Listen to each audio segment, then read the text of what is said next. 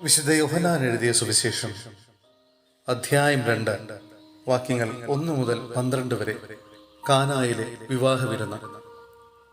3-ാം ദിവസം ഗലീലിയിലെ കാനായിൽ ഒരു വിവാഹ വിരുന്ന് നടന്നു. യേശുവിന്റെ അമ്മ അവിടെ ഉണ്ടായിരുന്നു. യേശുവും ശിഷ്യന്മാരും വിരുന്നിന് ക്ഷണിക്കപ്പെട്ടിരുന്നു. അവിടെ വീഞ്ഞു തീർന്നു പോയപ്പോൾ യേശുവിന്റെ അമ്മ അവനോട് പറഞ്ഞു, അവർക്ക് വീഞ്ഞില്ല. യേശു അവളോട് പറഞ്ഞു, സ്ത്രീയെ, എനിക്കും നിനക്കും എന്ത്? എന്റെ സമയം ഇനിയുമായിട്ടില്ല. അവന്റെ അമ്മ പരിചാരകരോട് പറഞ്ഞു, അവൻ നിങ്ങളോട് പറയുന്നത് ചെയ്യുവിൻ. യഹൂദരുടെ ശുദ്ധീകരണ കർമ്മത്തിനുള്ള വെള്ളം നിറയ്ക്കുന്ന 6 കൽഭരണികൾ അവിടെ ഉണ്ടായിരുന്നു. ഓരോന്നിലും 2-3 അളവ് കൊള്ളുമായിരുന്നു. ഭരണികളിൽ വെള്ളം നിറയ്ക്കുവനെന്ന് യേശു അവരോട് കൽപ്പിച്ചു. അവർ അവയെല്ലാം വക്കോളം നിറച്ചു. ഇനി പകർന്ന് കലവറക്കാരന്റെ അടുത്തു കൊണ്ടു ചെല്ലുവനെന്ന് അവൻ പറഞ്ഞു. അവർ അപ്രകാരം ചെയ്തു. കലവറക്കാരൻ വീഞ്ഞായി മാറിയ ആ വെള്ളം രുചിച്ചു നോക്കി. അത് എവിടെ നിന്നാണെന്ന് അവൻ അറിഞ്ഞില്ല. എന്നാൽ വെള്ളം കോരിയ പരിചാരകർ അറിഞ്ഞിരുന്നു. അവൻ മണവാളനെ വിളിച്ചു പറഞ്ഞു, എല്ലാവരും മേൽത്തരം വീഞ്ഞ് ആദ്യം വിളമ്പുന്നു. അതിഥികൾക്ക് ലഹരി പിടിച്ചു കഴിയുമ്പോൾ താഴ്ന്ന തരവും. എന്നാൽ നീ നല്ല വീഞ്ഞ് ഇതുവരെയും സൂക്ഷിച്ചു വച്ചുവല്ലോ.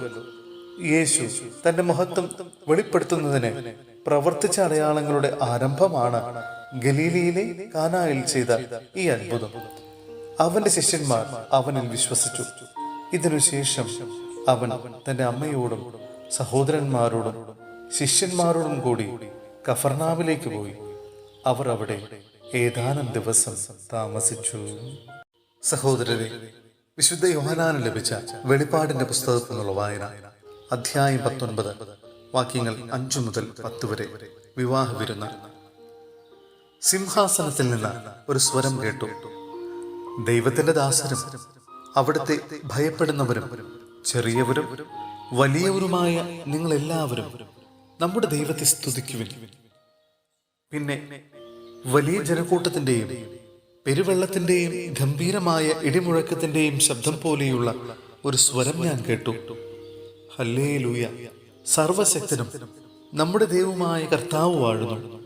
നമുക്ക് ആനന്ദിക്കാം, ആഹ്ലാദിച്ച് ആർപ്പ് വിളിക്കാം, അവിടത്തേക്ക് മഹത്വം നൽകാം. എന്തെന്നാൽ കുഞ്ഞാടിന്റെ വിവാഹം സമീപിച്ചിരിക്കുന്നു. അവിടുത്തെ മണവാട്ടി അണിഞ്ഞൊരുങ്ങിക്കഴിഞ്ഞു. ശോഭയേറിയതും നിർമ്മലവുമായ മൃദുല വസ്ത്രം ധരിക്കാനുള്ള അനുഗ്രഹം അവൾക്ക് നൽകപ്പെട്ടിരിക്കുന്നു. ആ വസ്ത്രം വിശുദ്ധരുടെ സത്പ്രവർത്തികളാണ്.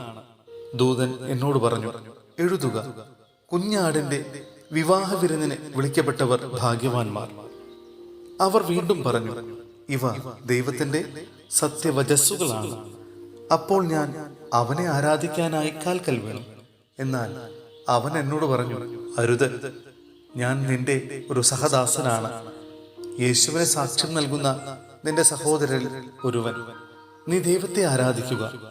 യേശുവിനുള്ള സാക്ഷ്യമാണ് പ്രവചനത്തിന്റെ ആത്മാവ്.